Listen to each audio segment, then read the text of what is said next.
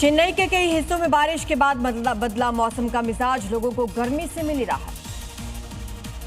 नरसिंहपुर में भारी बारिश का दौर जारी, पुल के ऊपर बहने वाले पानी की वजह से गांव में टूटा संपर्क, अलर्ट पर जिला प्रशासन। डिंडौरी में प्रशासन की अपील के बावजूद बस चालक ने खतरे में डाली यात्रियों की जान, पानी के तेज बहाव के बीच से निकाली यात्री बस। मध्य प्रदेश के मंडला में नर्मदा नदी का जलस्तर बढ़ने से बढ़ा खतरा, 15 घंटों से हो रही लगातार बारिश ने बढ़ाई लोगों की दिक्कत।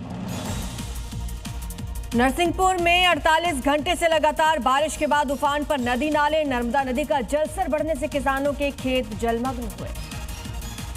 दिल्ली में यमुना का जलस्तर बढ़ने से बढ़ गया खतरा, हथिनीकुंड बैराज से पानी छोड़े जाने के बाद बढ़ा जलस्तर, निचले इलाकों के लिए प्रशासन ने अलर्ट जारी किया। श्रीलंका में इंटरनेशनल काइट फेस्टिवल का आगाज, 30 देशों के 80 प्रोफेशनल पतंगबाज हुए शामिल, रंग बिरंगी पतंग से सजा आसमान। फ्रांस में हीट वेव के बीच भड़की आग, जंगल करीब 3000 हेक्टेयर जलकर राख हो चुका है, काफी मशक्कत के बाद आग पर काबू पा लिया गया।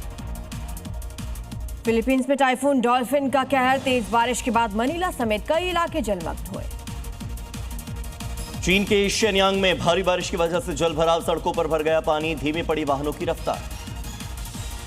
चीन के ताइजोउ के तटीय इलाकों में तूफानी हवाओं का कहर, 171 किलोमीटर घंटे की रफ्तार से चली हवाएं। टाइफून डॉल्फिन का शंघाई पर असर, भारी बारिश की वजह से सड़कें जलमग्न, कई इलाके पानी में डूबे। टाइफून डॉल्फिन के कारण पूर्वी चीन में तेज हवाएं और भारी बारिश, जनजीवन प्रभावित, मौसम विभाग ने जारी की बाढ़ की चेतावनी।